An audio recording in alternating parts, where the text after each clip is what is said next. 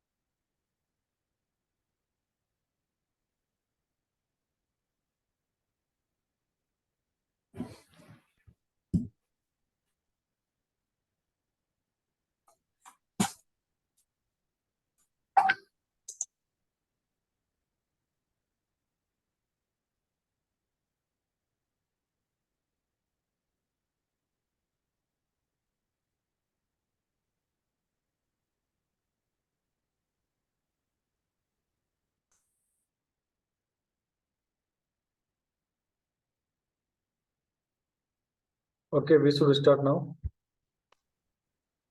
तो yesterday we discussed about we just started about quantum mechanics model of the atom। तो quantum mechanics model को discuss करने से पहले हमने बोर मॉडल डिस्कस किया था। और उसके बाद दो नए इनोवेशन के बारे में हमने कल डिस्कस किया था। First is dual behaviour of matter, क्योंकि मेटल का ड्यूल बिहेवियर होता है वेव और particle, we have discuss yesterday. And second Heisenberg uncertainty principle. तो ये मैं थोड़ा शॉर्ट में एक बार दिखा देता हूँ। This is wave and particle like nature. If the weight or if the mass of particle is very small, then it will behave as a wave। अगर पार्टिकल का वेट बहुत कम है तो वह वेव की तरह मूव करेगा। एक तो ये प्रिंसिपल था देव ब्रुगली का। और सेकंड था कि अनसर्टेनिटी। हाँ, यहाँ पे हम कल स्टॉप किया था कि अनसर्टेनिटी क्या है। कि जैसे कि कोई बॉल है, जैसे आपने कोई बॉल फेंकी है, ठीक है, आपने कोई बॉल फेंकी है। तो मैं सपोज कोई आपको बोल रहा है कि आपको दो चीजें मेजर करनी है। क्या क्या मेजर करनी है? एक तो उसकी वेलोसिटी, उसकी गति, और उसकी पोजीशन। दोनों एक साथ मेजर कर सकते हो क्या? एक मतलब एक कॉमन सेंस, मतलब एक ऐसे ही सोचिए आप जनरल वे में कि अगर आपने कोई बॉल फेंकी है, वो इस डायरेक्शन में मूव कर रही है, तो उसका पोजीशन मतलब कि वो कहाँ पे है। सपोज यहाँ पे है तो इसका ये एक्स पोजीशन कि कहाँ पे है वो, और उसकी वेलोसिटी, दोनों से एक साथ मेजर करनी है तो नहीं कर सकते ना। क्योंकि जब जब आप पोजीशन मेजर करोगे तो मतलब सपोज यहाँ पे आपने पोजीशन मेजर की, तो उसकी वेलोसिटी आप मेजर नहीं कर पाओगे। और जब आप इसकी वेलोसिटी मेजर करोगे तब तक इसकी पोजीशन चेंज हो जाएगी। समझ रहे हो क्या बोल रहा हूँ? एक बॉल मैंने फेंकी, सिंपल, ठीक है। तो अगर मैं उसकी वेलोसिटी मेजर करने लगा तो उसकी पोजीशन चेंज हो जाएगी। जहाँ पे भी वो थी वहां पे नहीं रहेगी। मतलब कुछ सेकंड तो मुझे लगेंगे मेजर करने के लिए, तो उस ड्यूरेशन में वो अपनी पोजीशन चेंज कर देगा, ठीक है। और सेम अगर मैं पोजीशन मेजर करने लगा तो तब तक उसकी वेलोसिटी चेंज हो जाएगी। तो इनका यही प्रिंसिपल था कि the state that is impossible to determine simultaneously the exact position. Student, please join on time. Okay, it is 8:30, so you stood in the waiting room at 8:30. Okay, so क्या exact position और momentum. Momentum क्या है? Velocity. अगर आपको momentum समझ में नहीं आ रहा, थोड़ी देर इसके लिए इसको इग्नोर करिए। आप वेलोसिटी को ध्यान में रखिए, ठीक है। किसी भी चीज की पोजीशन और वेलोसिटी एक साथ मेजर नहीं की जा सकती। इसको सिंपल लैंग्वेज में समझना है तो आपने बॉल फेंकी है, बॉल की पोजीशन, पोजीशन मतलब वो कहाँ पे है वो, और उसकी वेलोसिटी, दोनों एक साथ मेजर नहीं कर सकते। क्योंकि किसी एक को मेजर करोगे तो दूसरी में दूसरा गलत मेजर होगा।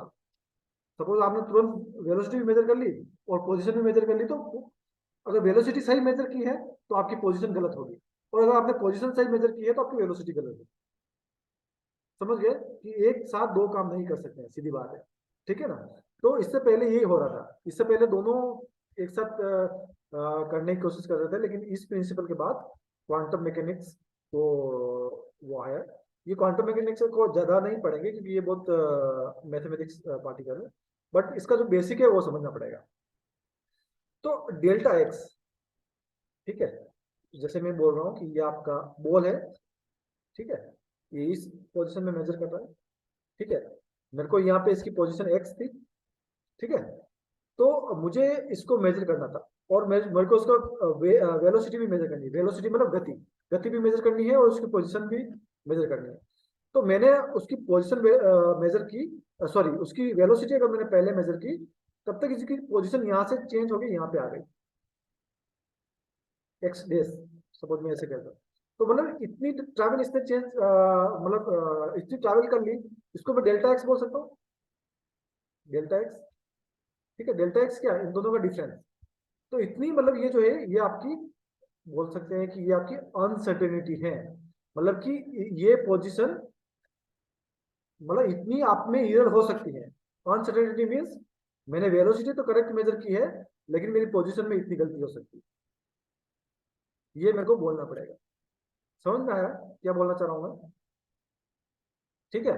Other student, Usha, Shailendra, yes sir. समझ में आ रहा है आपको? Yes sir. अच्छा, अगर यस यस समझ, सर। सर। हाँ समझ में नहीं आया तो मुझे रोक के प्लीज पूछिएगा, है ना? Okay sir. ठीक, ठीक है। तो ये हो गई हमारी वेलोसिटी की बात। सेम अगर ये मेरी बॉल है, ठीक है, मैं इसकी पोजीशन मेजर कर रहा हूँ कि ये कहाँ एक्स किस जगह पे है, इसकी पोजीशन मेजर कर रहा हूँ। तो मैं पोजीशन मेजर कर रहा हूँ तब तक ये इसकी वेलोसिटी चेंज हो जाएगी, ठीक है ना। तो जब तक मैं इसकी पोजीशन एग्जैक्ट मेजर करूंगा तब तक इसकी वेलोसिटी है वो चेंज हो जाएगी, वो मतलब कांस्टेंट नहीं रहेगी। तो इस तरह से दो अनसर्टेनिटी आ गई अपने पास। एक तो डेल्टा वी एक्स, ये डेल्टा वी एक्स है, इसको थोड़ा करेक्ट कर लीजिए, ये डेल्टा वी कैपिटल है, ठीक है, डेल्टा वी मान दिया आप, इसको एक्स को भी रहने दीजिए, अभी कंफ्यूजन होगा आपके भाई। डेल्टा वी, ये हो गई आपकी अनसर्टेनिटी इन वेलोसिटी। और डेल्टा एक्स क्या हो गया, अनसर्टेनिटी इन पोजीशन, ठीक है ना। तो ये दो अनसर्टेनिटी होगी अगर किसी का पोजीशन और वेलोसिटी मेजर कर रहे हैं, ठीक है। तो ये हो गया। अब इसका एक फॉर्मूला दिया था इन्होंने, वो फॉर्मूला क्या था,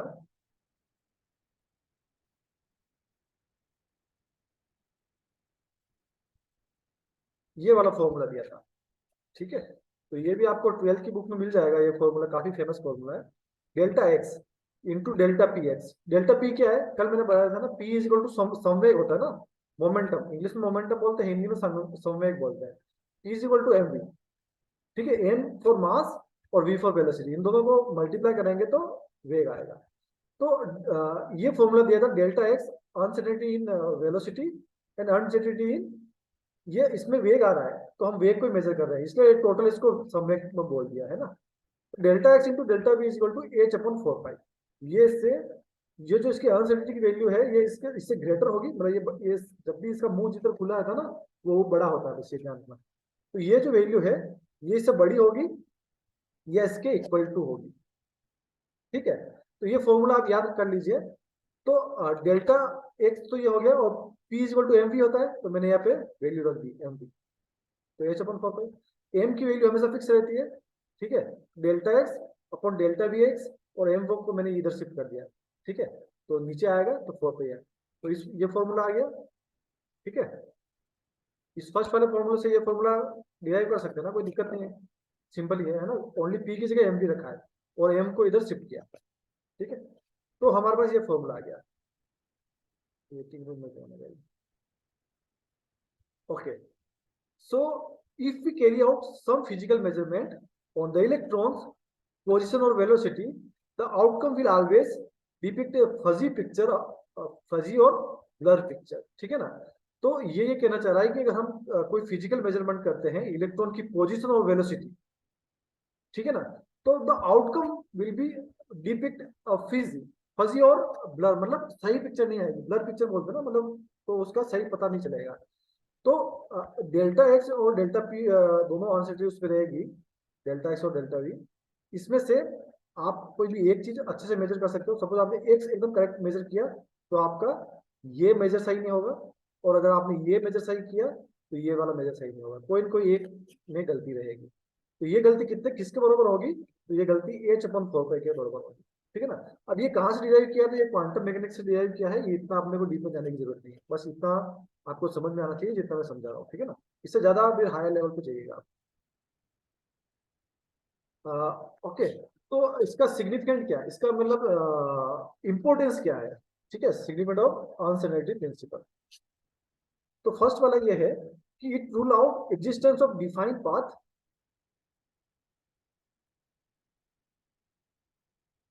it rules out existence of defined path or trajectory of electron and others similar particles। ठीक है,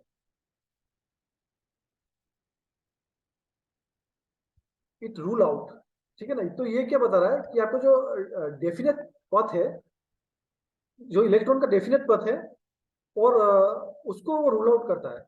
ठीक है ना, कि मतलब इलेक्ट्रॉन का डेफिनेट पथ नहीं, डेफिनेट क्या होता है कि जैसे कि इलेक्ट्रॉन को हम मान रहे हैं कि एकदम राउंड राउंड मूवमेंट में वो मूव कर रहा है। ठीक है, तो राउंड मूवमेंट पे जैसे मूव कर रहा है, जो हम अभी तक समझते आ रहे हैं, तो ये इस चीज से रूल आउट करता है कि जरूरी नहीं कि वो एक राउंड पथ में घूम रहा हो, इसका डिफाइंड पाथ नहीं होता है। ठीक है, तो इसका क्या पाथ होता है तो वो हम डिस्कस करेंगे next. The effect of Heisenberg uncertainty principal is significant only for motion of microscopic object. ठीक है ना, तो ये जो चीज है, जो अनसर्टेनिटी प्रिंसिपल है, वो ओनली माइक्रोस्कोपिक ऑब्जेक्ट पे एप्लीकेबल होगा। माइक्रोस्कोपिक ऑब्जेक्ट लाइक इलेक्ट्रॉन, मतलब जो छोटे इलेक्ट्रॉन है, माइक्रोस्कोपिक ऑब्जेक्ट मतलब जिनकी साइज बहुत छोटी है, उस पर ही ये रूल एप्लीकेबल होगा। ठीक है, जो माइक्रोस्कोपिक ऑब्जेक्ट है उस पर यह रूल एप्लीकेबल नहीं होगा। मैंने आपको बॉल का एग्जांपल दिया था समझने के लिए, लेकिन ये प्रिंसिपल बॉल पे एप्लीकेबल नहीं होगा, है ना, ये चीज ध्यान रखना। मिलीग्राम 10⁻⁶, मतलब ये अगर आपका साइज है, ठीक है, तो इसको देखिए, अगर सपोज ये मेरा साइज है, तो डेल्टा, अगर इसको मैं वैल्यू में इस फॉर्मूले में रखता हूँ, तो एच की वैल्यू फिक्स है, कांस्टेंट है, 6.6 इंटू 10⁻34, ये फिक्स है। देन 4 फिक्स है, पाई फिक्स है। ठीक है, और एम की वैल्यू में ये लिख रहा हूँ, 10⁻6 नहीं है ये, है ना, ये है 10⁻⁻6, इस तरह से है। ठीक है, तो अगर ये पावर मैं यहाँ रख रहा हूँ, तो इसको सोल्व करेंगे तो 10⁻28 मीटर स्क्वायर पर सेकेंड। ठीक है, तो ये क्या आया, ये मेरी वैल्यू आई delta V into delta X की, और ये क्या है, ये है अनसर्टेनिटी। ठीक है ना, तो अगर मैं कोई किसी भी इलेक्ट्रॉन का किसी भी पार्टिकल जिसका वेट 10⁻⁻6 के किलोग्राम है, अगर उसका मैं डेल्टा वी, सॉरी, अगर उसका मैं वेलोसिटी और पोजीशन एक साथ मेजर करता हूँ, तो मुझे इतनी अनसर्टेनिटी मिलेगी 10⁻⁻20। इट इज वेरी, ये बहुत ही कम है वैसे, 10⁻28, तो ये बहुत कम है, लेकिन ये अनसर्टेनिटी हमेशा रहेगी। मतलब आपकी value, it is around exact value, लगभग सेम है, बट फिर भी ये कुछ जो पोजीशन है, ये आपका अनसर्टेनिटी रहेगा। तो अब इलेक्ट्रॉन की बात करते हैं, तो इलेक्ट्रॉन का मास होता ही है 9.11 इंटू 10⁻31, ये आपके इलेक्ट्रॉन का मास होता है। ठीक है, ये बहुत बहुत ही कम मास है, आप देख सकते हैं 10⁻31। ठीक है ना, तो बहुत ही कम है ये। तो इसके लिए हम अनसर्टेनिटी प्रिंसिपल को अप्लाई कर सकते हैं, और हम देखते हैं इसकी वैल्यू कैसे वेरी होती है। देखिए यहाँ पे मैंने इसकी वैल्यू रखी, तो ये 10⁻⁻4 है। ठीक है, तो आप देख रहे हैं क्या चेंज हुआ, 10⁻⁻4 is not negligible value, it is higher 0.0001। ठीक है, ये वैल्यू है ये, अगर अगर उसको फिजिकली देखा जाए तो ये वैल्यू बिल्कुल मतलब negligible, we cannot get rid of this value. ठीक है, मतलब ये वैल्यू हम बिल्कुल इग्नोर नहीं कर सकते, जो क्योंकि इसका वेट हमारा बहुत कम है। जो हमने प्रीवियस स्लाइड में किया उसका वेट कितना था, 10⁻⁻6 kg। ठीक है, जब ये हमने लिया था प्रीवियस स्लाइड में, तो कितना अनसर्टेनिटी आया था अपना हमारा, अराउंड 10⁻⁻28। ठीक है, तो इससे क्या समझ में आ रहा है? इससे क्या समझ में आ रहा है? देखो, हमने जो प्रीवियस स्लाइड में एक्सप्लेन किया था ना, तो मैंने वेट 10⁻6 लिया था, तो मुझे वैल्यू मिली थी ये वाली 10⁻28। ये वैल्यू किसकी है? ये अनसर्टेनिटी, अनिश्चितता, हिंदी में बोल सकते हैं अनिश्चितता, अनिश्चितता की वैल्यू है। लेकिन जब मैंने मास ये लिया, कलर चेंज करता हूँ मैं, जब मैंने मास ये लिया तो मुझे वैल्यू ये मिली। ठीक है, तो इन दोनों से कोई रिलेशन में मेजर कर सकते हैं आप? सोच के बताइए थोड़ा।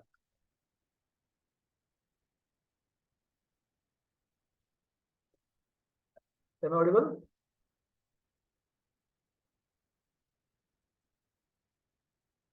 इन दोनों जो वैल्यू मैंने यहाँ पे सर्कल कर रखी है उससे कुछ रिलेशन बन सकता है? कुछ भी दिमाग में आ रहा बोलिए।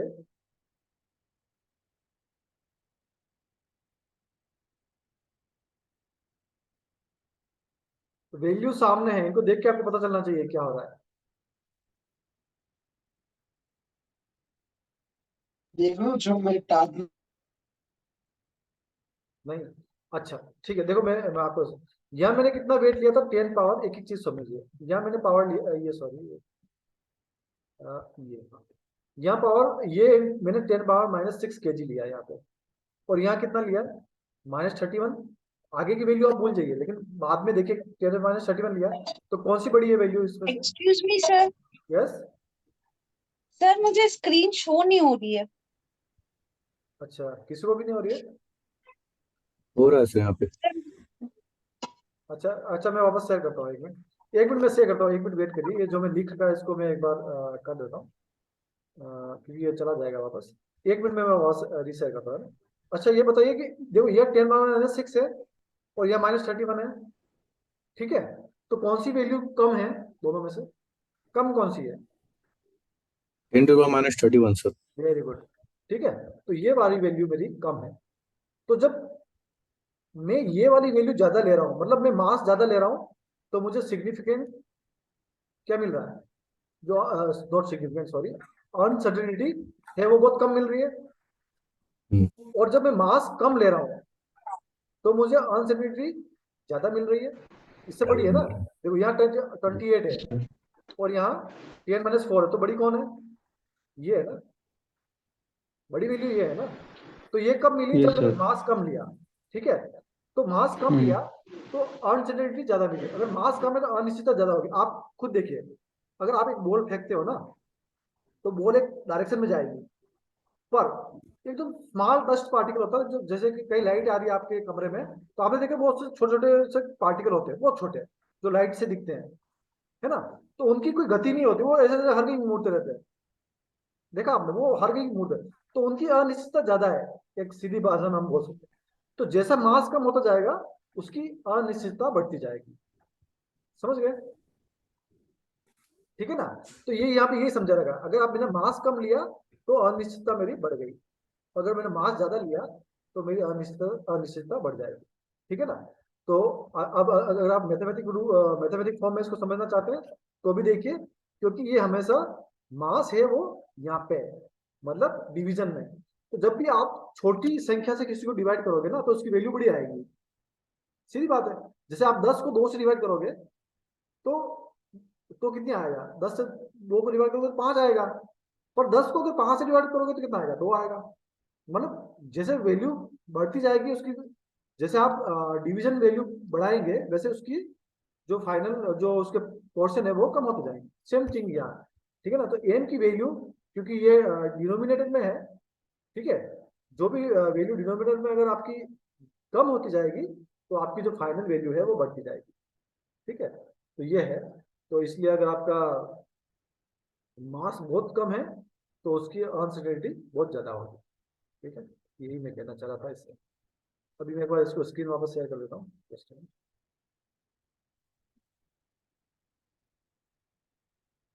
अभी अभी दिख रहा है गायत्री?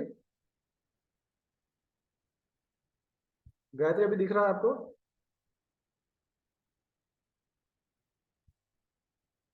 अभी आप सबको दिख रहा है ना स्क्रीन? Yes sir. ठीक है, ठीक है। तो ये हो गई फर्स्ट चीज। अब सेकंड इसका पॉइंट है, the exact location of electron CH2 uncertainty of only 10 minus 8 meter, then the uncertainty of delta V velocity would be। अच्छा, अभी इसको आप इसमें रख के सोल्व कर सकते हैं क्या? करिए एक बार।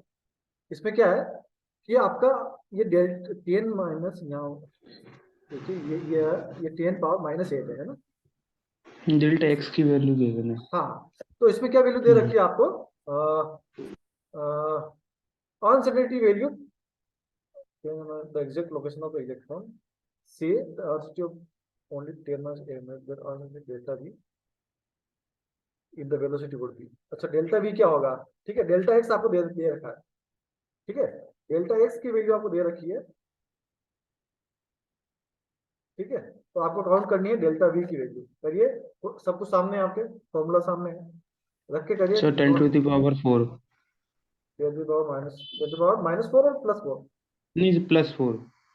Yes, very good. ओके, तो हाँ, और भी लोग करिए। आपको आपका सेम रिजल्ट आ रहा है क्या? सिलेंडर से सेम रिजल्ट आ रहा है? सिंपल है, आपको यहाँ बस वैल्यू रखनी है। डेल्टा V की जगह 8 रखनी है, सॉरी डेल्टा V आपको फाइंड करना है, डेल्टा S की जगह -8 रखना है। H की वैल्यू है 4 कैलकुलेटर यूज करिए, दादन करिए, या फिर आप ऐसे भी कर सकते हैं। मोबाइल में कैलकुलेटर होता है ना सबके, मोबाइल से करिए। ये हमारा है सर। सेम आ रहा है ना? ठीक है, यस सर। हाँ, तो ठीक है, जस्ट मिनट।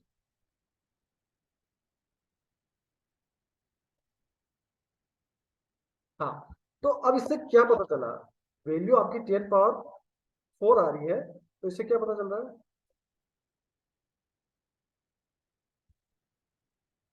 अगेन देखिए, अब मैं यहाँ पे क्या बोलना चाह रहा हूँ आपको, कि आपका 10 पावर -8 ये क्या है? अगर इसको मैं सिंपल लैंग्वेज में बोलना चाहूँ तो कैसे बोलूंगा? आप बोलिए, चलो आप मुझे समझाना चाह रहे हैं कि डेल्टा एक्स क्या है, ये क्या है, बताइए, कौन बताएगा? डेल्टा एक्स क्या है अभी जो हमने पढ़ा था उसके? सर मास अगर ज्यादा रहेगा हाँ तो वेलोसिटी कम होगा। हाँ, नहीं वो तो ठीक है। डेल्टा एक्स अभी एक बार ये सबसे पहले पढ़ेंगे, डेल्टा एक्स क्या था। डेल्टा एक्स मतलब आपकी, चलो मैं बताता हूँ एक बात को। सर हाँ चेंज इन पोजीशन था ना पोजीशन। सर, हाँ, वेरी गुड, ठीक है। चेंज इन पोजीशन था। हाँ, तो चेंज इन पोजीशन की मतलब ये हमको पता नहीं है। मतलब मैंने बोला ना, चाहिए सिलेंडर उसके घर में है, लेकिन इस कमरे में कि उस कमरे में मुझे पता नहीं है। तो मैं एक बोल रहा हूँ कि उसके घर में है, तो एक घर तो बहुत बड़ी वैल्यू हुई ना एक कमरे को लेके। जब हम एक कमरे की बात करते हैं तो घर तो बहुत बड़ी चीज हुई ना। अगर मैं बोलूँ कि किसी घर में है, तो मुझे पूरा डेल्टा एक्स बोलना पड़ेगा। डेल्टा एक्स पूरा घर है, लेकिन जो बंदा है वो कहीं एक फिक्स पोजीशन पे होगा। पूरे घर में कहीं एक ही पोजीशन पे होगा ना वो। तो मैं पूरा डेल्टा एक्स बोल रहा हूँ, ठीक है। तो इसकी पावर माइनस, चलो ठीक है, समझ गया ना डेल्टा एक्स मतलब क्या है, कि आपकी अनिश्चितता। ठीक है, अब delta x is equal to 10 power -8, तो ये वैल्यू बहुत कम है, -8 अगेन, ये वैल्यू बहुत कम है। तो इसका मतलब कि मैंने पोजीशन है वो बहुत अच्छे से नापी है। इससे मैं ये कहना चाह रहा हूँ कि इसमें मेरी जो कमी है वो बहुत कम है, इसका मतलब मैंने पोजीशन बहुत अच्छे से नापी है। पर हाइजेनबर्ग का प्रिंसिपल कहता है कि दोनों चीज आप सही नहीं नाप सकते हो। अगर आपने पोजीशन सही नाप ली है तो आपकी वेलोसिटी है वो गलत नापोगे। ठीक है, हाँ तो सर। देखो, अब अगर ये मैंने बहुत अच्छे से नापी तो इसमें कितनी गलती आ रही है? 10 पावर 4। ठीक है, तो ये कितना हो जाएगा? 10,000। ठीक है ना, सॉरी सॉरी, 10 पावर 4, हाँ, तो ये इतनी हो जाएगी वैल्यू। ठीक है, तो आपका सही नहीं है फिर। ठीक है, मतलब इतनी आपकी अनिश्चितता बहुत ज्यादा बढ़ गई ना। 10,000 मतलब कहाँ हम माइनस में बात कर रहे हैं, और ये तो बहुत मतलब बिल्कुल ही गलत है। ठीक है, तो इससे मैं क्या समझाना चाह रहा हूँ कि अगर मेरी ये वैल्यू बिल्कुल सही है तो ये वैल्यू गलत हो गई। तो मैंने दोनों वैल्यू को एक साथ कभी अच्छे से मेजर नहीं कर सकता हूँ। अगर एक में बहुत एक्यूरेट मेजर करूंगा तो दूसरी ऑटोमेटिक गलत हो जाएगी। यही प्रिंसिपल है हाइजेनबर्ग का। समझ में आ गया? ठीक है, एक बार स्लाइड को वापस देखिएगा, यस समझ में आ सर। जाएगा। बहुत सिंपल सी चीज है, अगर नहीं आता तो मुझे पूछेगा। ओके, तो यही सेंटेंस यहाँ लिखा हुआ है, it therefore mean that the precious precise statement of the position and moment of electron have to be replaced by the statement of probability. अच्छा, अब एक नया शब्द आया है probability, that the electron have a given position and moment. ठीक है, तो ये बहुत अच्छी चीज है ये, यही क्वांटम मैकेनिक्स का सबसे इंपॉर्टेंट चीज है कि प्रोबेबिलिटी। अब मुझे, अब मैंने बोल दिया कि यार ये चीज तो गलत है कि अगर मैं मैं उसका पोजीशन मेजर करने जा रहा हूँ तो उसकी वेलोसिटी गलत मेजर हो जा रही है, वेलोसिटी मेजर करने जा रहा हूँ तो मैं उसकी पोजीशन गलत हो जा रही है, तो क्या करूँगा? तो मैं एक बोल सकता हूँ ना कि चलो ठीक है, सिलेंडर उसके घर में है, ठीक है, बस इतना बोल दिया और मैं हट गया, तो ये तो बिल्कुल सही हो गया ना, उसके घर में तो है ही है वो, ठीक है। तो ये चीज यहाँ पे बोल रहे हैं कि प्रोबेबिलिटी मतलब कि संभावना है कि वो घर में है, ठीक है। अगर मैं बोल दूं कि अच्छा अभी क्या टाइम हुआ, अभी सपोज 2 बज रही है, तो वो शायद वो लंच करता होगा, तो वो किचन में होगा, ये इतना बोल सकता हूँ, एक अंदाजा लगा रहा हूँ, है ना। तो ये प्रोबेबिलिटी हो गई, मतलब मुझे पता नहीं है, जो एग्जैक्ट पोजीशन पता नहीं है, लेकिन वो हमेशा 2 बजे किचन में मिलता है, तो आज यदि 2 बजे है तो वो शायद किचन में होगा, ठीक है। मतलब एग्जैक्ट में श्योर नहीं हूँ, बट मैं एक गेस कर रहा हूँ, तो इसको बोलते हैं प्रोबेबिलिटी, ठीक है। तो हम इलेक्ट्रॉन की एग्जैक्ट पोजीशन नहीं बता सकते हैं, बट हम उसकी प्रोबेबिलिटी बता सकते हैं कि वो इस जगह पाया जा सकता है, ठीक है ना। तो इस प्रिंसिपल से हमने ये डिराइव किया था, ठीक है। देखो मैं बहुत सिंपल लैंग्वेज में समझा रहा हूँ, मतलब यू कैन से, मतलब इतना सिंपल लैंग्वेज में तो मतलब थोड़ा साइंटिफिक है, बट इसको नॉर्मल देसी लैंग्वेज में कैसे समझते हो उस हिसाब से समझा रहा हूँ, तो आपको कुछ थोड़ा समझ में आएगा, ठीक है। Again reason of failure of Bohr model जो हमने पहले पढ़ा था, ठीक है ना। तो वो हाइड्रोजन देयर नॉट बिहेवियर मतलब, ठीक है, ये तो चलो हो गया कि उसने क्या किया था कि बोर मॉडल, वो हाइड्रोजन एटम को समझाया था उन्होंने, therefore not only is dual behavior of matter but also Heisenberg, ठीक है। तो जो हमें जो दो नए इनोवेशन है, उन दोनों नए इनोवेशन को वो समझा नहीं पाया था, ठीक है ना, तो इसलिए वो फेलियर हो गया। देन हमने फिर नया मॉडल डिस्क्राइब किया, this is total mathematic model, ठीक है, ये मैथमेटिक्स से डिराइव किया हुआ मॉडल है, और एक क्वांटम मैकेनिक्स पे डिपेंड है। और इसके अकॉर्डिंग देखिए, इसके अकॉर्डिंग क्या है, न्यूक्लियस सेंटर में है, ठीक है। और ये आपको जैसे ये दिख रहा है ना, ये चक्र है, ये वाला, ये बड़ा चक्र है, ये ये इलेक्ट्रॉन क्लाउड्स है, ठीक है ना। तो ये जो डंबल शेप दिख रहा है, ये डंबल शेप है ना, डंबल शेप, डंबल आप एक्सरसाइज के लिए यूज नहीं करते, डंबल वही, ठीक है। तो ये डंबल शेप है, तो ये इलेक्ट्रॉन क्लाउड्स है। अब क्या हो गया कि पहले हमने बोले थे कि वो फिक्स उसमें रहते हैं, क्या बोलते हैं, प्रिंसिपल क्वांटम नंबर और क्लास और सेल, ठीक है, हमने वो से वर्ड यूज किए थे। पर अब हम क्या बोल रहे हैं कि वो उसका क्लाउड्स है, जैसे कि यहाँ पे इलेक्ट्रॉन पाए जाने की संभावना होगी, लेकिन यहाँ पे नहीं होगी, ठीक है। वैसे ये जो ये सर्कल दिख रहे हैं, यहाँ पे होगी, यहाँ पे होगी, यहाँ तक होगी, फिर यहाँ नहीं होगी। तो मतलब एक मतलब फिक्स एटम के अराउंड कुछ एरिया डिसाइड किया कि जहाँ पे इलेक्ट्रॉन पाए जाएंगे और जहाँ पे इलेक्ट्रॉन नहीं पाए जाएंगे, तो उसके अकॉर्डिंग उन्होंने ये मॉडल दिया, ठीक है। तो उन्होंने फिर ऑर्बिटल बोला था, अभी तक हम ऑर्बिट के बारे में बात कर रहे थे, ठीक है ना। ऑर्बिट क्या था, ये न्यूक्लियस है, ये हमने ऐसे बोला था, first orbit, then second orbit, ठीक है, ऐसे हमने बात की थी। लेकिन अब ये ऑर्बिट नहीं बोल रहा है, ये बोलता है ऑर्बिटल्स, ओके। तो 1s ऑर्बिटल्स, 2s ऑर्बिटल्स, ठीक है, अलग अलग ऑर्बिटल्स है। तो ये ऑर्बिटल क्या है, इसके बारे में हम डिटेल में पढ़ेंगे, अभी आपको समझ में नहीं आ रहा तो कोई परेशान होने वाली बात नहीं है, मैं आपको इसको डिटेल में पढ़ाऊंगा, ठीक है। तो अभी आप बस ऐसा आउटर व्यू एक दिमाग में ये इमेज बना लीजिए, इस टाइप का आइटम होता है, इसलिए मैंने ये पिक्चर यहाँ पे डाली है, इससे आपके दिमाग में इमेज बने कि वास्तव में हो क्या रहा है। तो इस तरह का एटम एक्चुअल में है, और ये लेटेस्ट मॉडल है, ठीक है ना। तो इसके बाद कोई मॉडल नहीं आएगा आपका, ठीक है। देन ठीक है,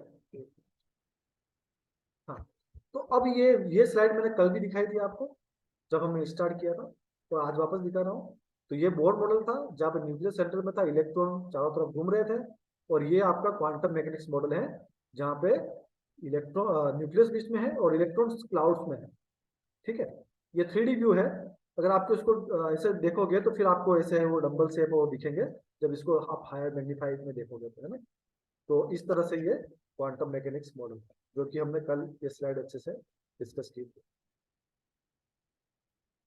अभी मैं आपको एक स्लाइड देखूंगा।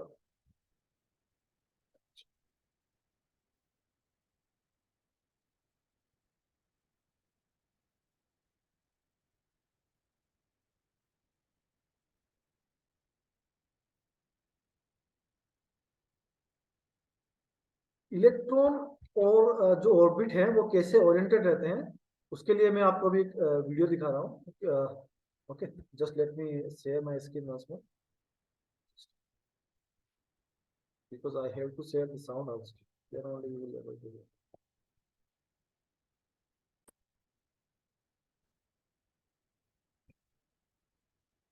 So are you just a minute. So are you able to hear and watch? Are you able to hear and watch both? Yes, sir. Yes, Okay, sir. okay, Yes, sir. okay. Just see this video. I will show this video 2 times. First today, and I will also show this same video when I will discuss about the orbitals. Okay.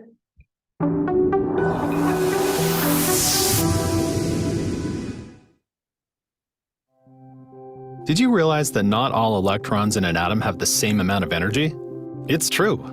The amount of energy of any given electron depends on where it's located within an atom. Electrons reside in principal energy levels, or shells, which surround the atom's nucleus at various distances. Each shell is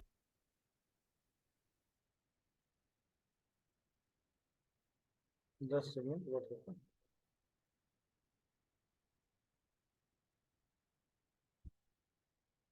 Just a minute.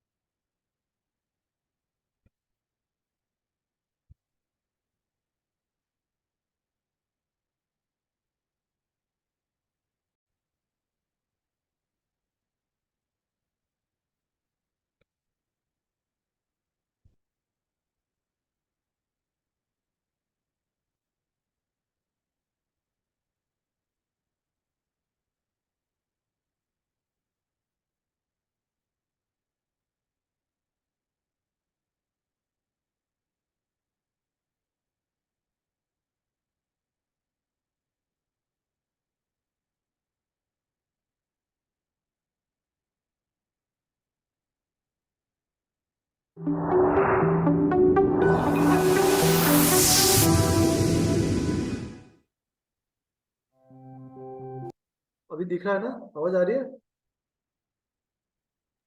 Yes, sir. हाँ, ठीक Did you Yes, realize sir. that not all electrons in an atom have the same amount of energy?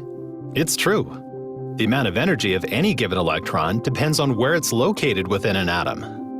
Electrons reside in principal energy levels, or shells, which surround the atom's nucleus at various distances. Each shell is further divided into sublevels of increasing energy named S, P, D, and F. And these sublevels consist of orbitals, specific regions of space within the sublevel where an electron is likely to be found.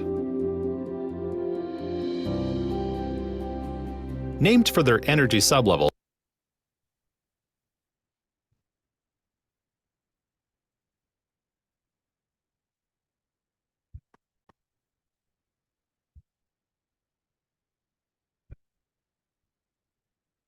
there are 4 types of orbitals: s, p, d, and f. Each orbital type has a unique shape based on the energy of its electrons. The s orbital is a spherical shape. The p orbital is a dumbbell shape. There are 3 p orbitals that differ in orientation along a 3-dimensional axis. There are 5 d orbitals, 4 of which have a clover shape with different orientations, and 1 that is unique. There are 7 f orbitals, all with different orientations.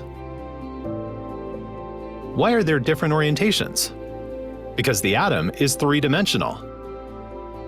And notice that the further away an orbital is from the nucleus, the more complex its shape is. Why? Because its electrons have more energy.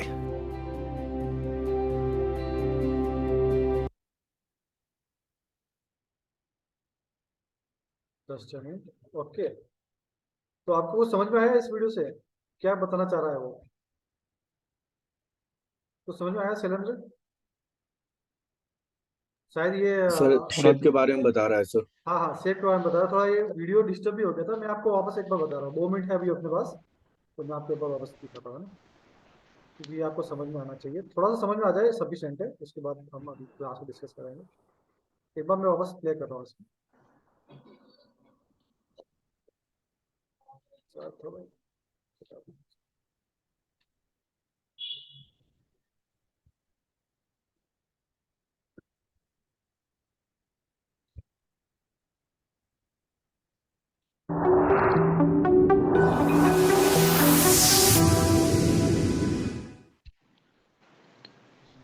Did you realize that not all electrons in an atom have the same amount of energy? It's true. The amount of energy of any given electron depends on where it's located within an atom. Electrons reside in principal energy levels, or shells, which surround the atom's nucleus at various distances. Each shell is further divided into sublevels of increasing energy named S, P, D, and F. And these sublevels consist of orbitals, specific regions of space within the sublevel where an electron is likely to be found. Named for their energy sublevels, there are 4 types of orbitals: S, P, D, and F. Each orbital type has a unique shape based on the energy of its electrons. The s orbital is a spherical shape. The p orbital is a dumbbell shape. There are 3 p orbitals that differ in orientation along a 3-dimensional axis. There are 5 d orbitals, 4 of which have a clover shape with different orientations, and 1 that is unique. There are 7 f orbitals, all with different orientations. Why are there different orientations? Because the atom is 3-dimensional. And notice that the further away an orbital is from the nucleus, the more complex its shape is. Why? Because its electrons have more energy.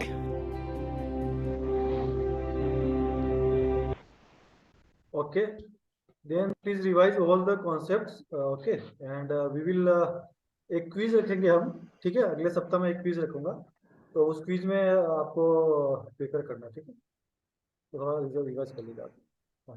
Okay sir.